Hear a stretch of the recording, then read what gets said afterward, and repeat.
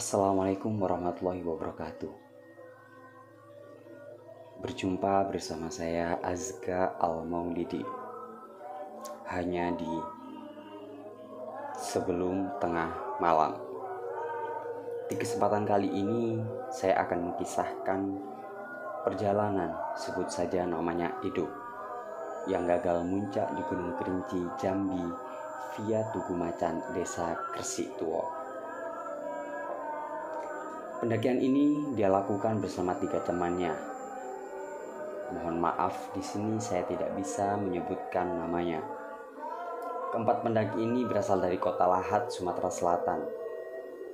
Perjalanan yang ditempuhnya membawakan kesan yang begitu luar biasa. Langsung saja kita ke ceritanya. Namun sebelum itu silakan tekan tombol like dan subscribe agar kalian tidak ketinggalan konten-konten dan cerita horor lainnya. Di hari ini alam sangat bersahabat. Langit cerah dihiasi beberapa awan melewati perkebunan teh yang berudara sejuk. Perkebunan teh yang tercatat terluas di dunia. Mereka menumpang mobil pick up untuk menuju Tugu Macan dan dilanjut berjalan kaki selama kurang lebih 1 jam lamanya. Saat tiba di pos pendaftaran, mereka beristirahat, melaksanakan ibadah terlebih dahulu. Di sini perasaan itu mulai tidak karuan. Sementara semua sudah beres, tinggal melangkah tapakan kaki telusuri Kerinci nan gagah di hadapan mata. Rasa was-was tiba-tiba muncul. Namun ku coba tepis semua itu, selalu berdoa dalam hati minta keselamatan dari detik ini sampai pulang nanti. Setelah mengikuti penjelasan soal rute, aku dan teman-temanku yang lain akhirnya memulai pendakian ini. Pendakian kali ini kami lakukan sore hari karena berharap saat fajar menyingsing kami sudah menikmati indahnya alam semesta dengan hiasan mentari pagi yang pasti akan jadi lukisan maha indah yang diciptakan oleh Sang Maha Kuasa. Pos jaga sudah kami tinggalkan dengan semangat yang berkobar. Senyum sumringah menghiasi di setiap wajah sahabat-sahabatku sore ini. Karena dalam benak masing-masing ada rasa kebanggaan yang tidak terucap. Posisiku di pendakian kali ini sebagai sweeper, karena ini pertama kalinya aku akan menapaki puncak tertinggi Sumatera. Tujuan utama posisi paling belakang untuk menjaga mereka yang di depan. Ya, walaupun harus sampai di puncak paling terakhir dan mengimbangi langkah yang paling lemah. Itu sudah menjadi tugasku yang ditunjuk mereka sebagai penjaga rombongan. Kita ngecamp di mana nanti? Tanya salah satu sahabatku. Yang jelas lewati dulu pohon bolong bro. Oke, shelter 2 apa 3 enaknya? Bebas lah bebas. Obrolan mereka masih asik kudengar penuh semangat. Di sini aku hanya tersenyum. Ini pintu R10 sudah di depan kami.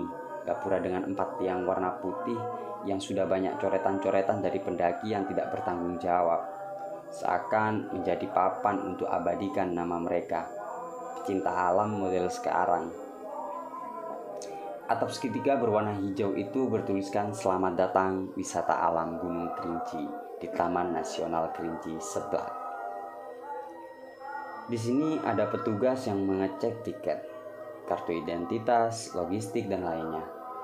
Awal yang akan dimulainya petualangan kali ini. Selamat datang sahabat, Kerinci menyambut kita. Kuatkan langkah, jaga perilaku, kuatkan iman.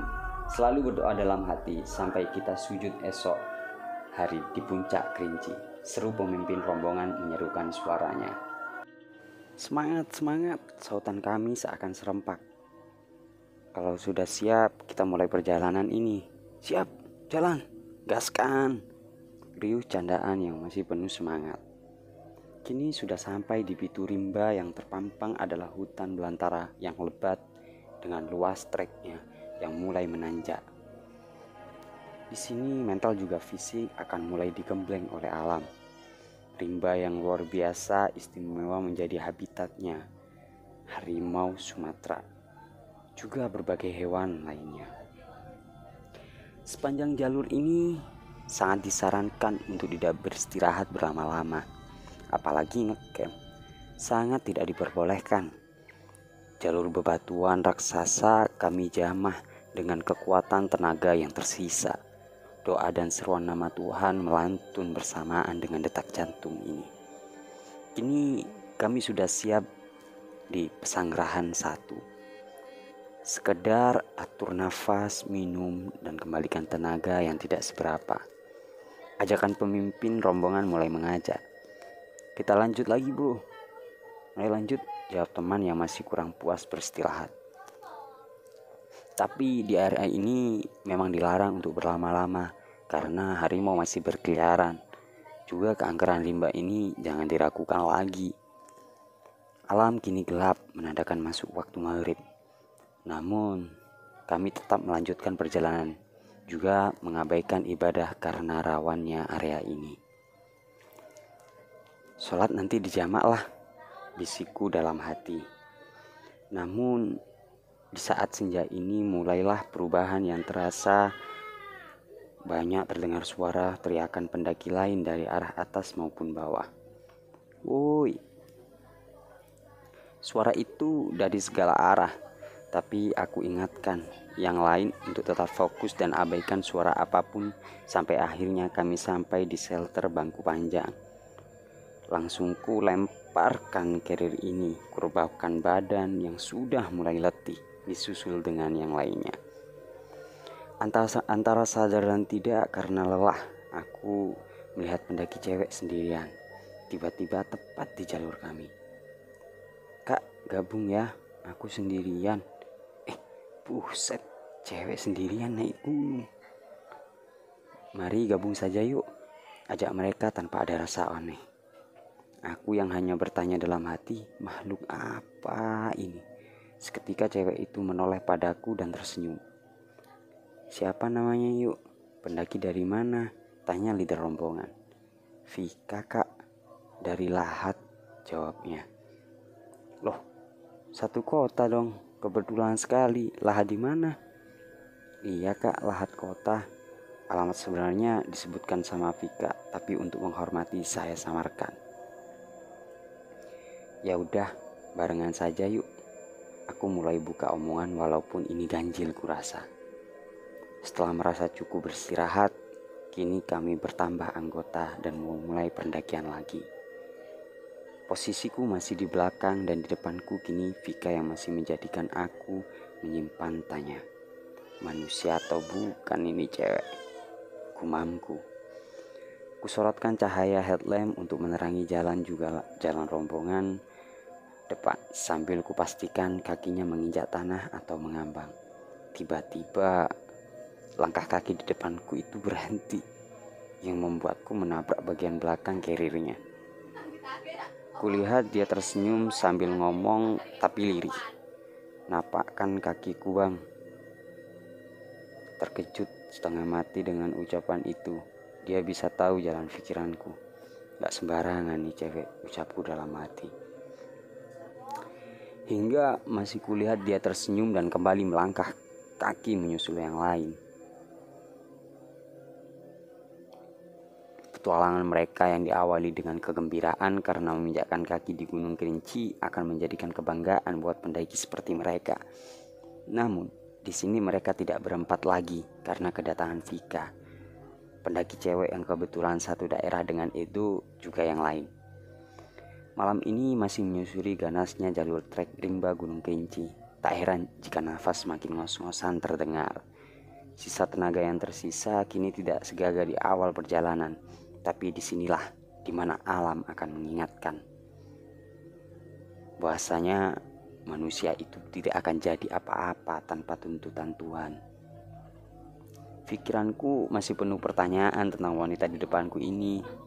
Namun apa yang aku pikirkan seakan terbaca oleh Vika. Sudahlah. Aku coba buang semua pikiran ganjil tentang Vika.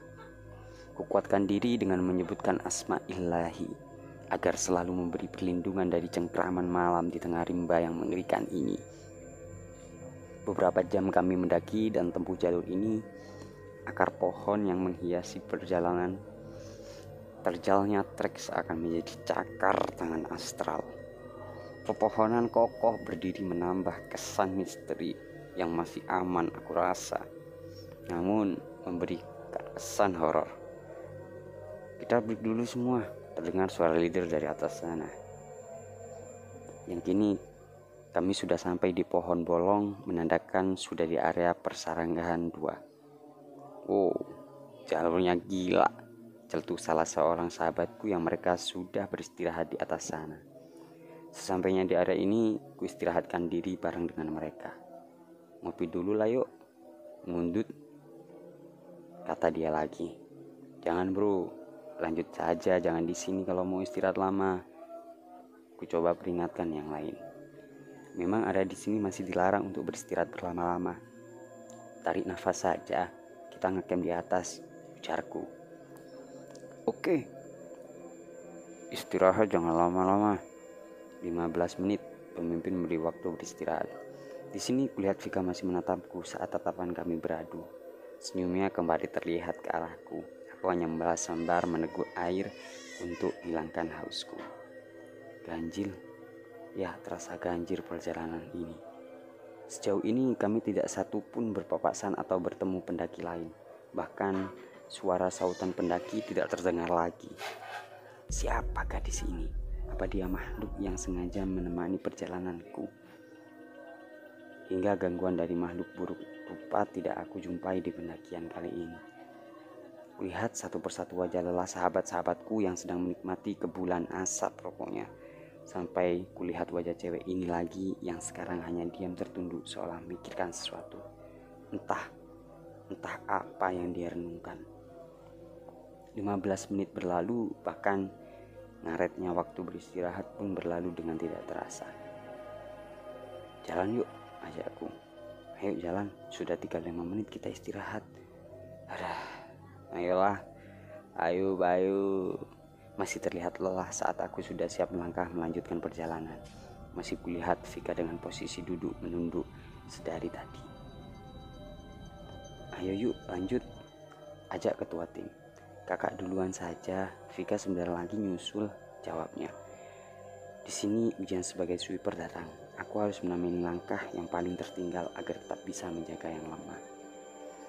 Kalian dululah, biar aku bareng Ayu, Vika. Dan akhirnya mereka bertiga melanjutkan pendakian, sementara aku masih menunggu cewek misterius ini.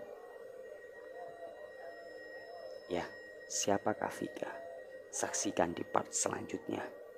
Jangan lupa tekan tombol subscribe dan like-nya serta komen apakah kalian pernah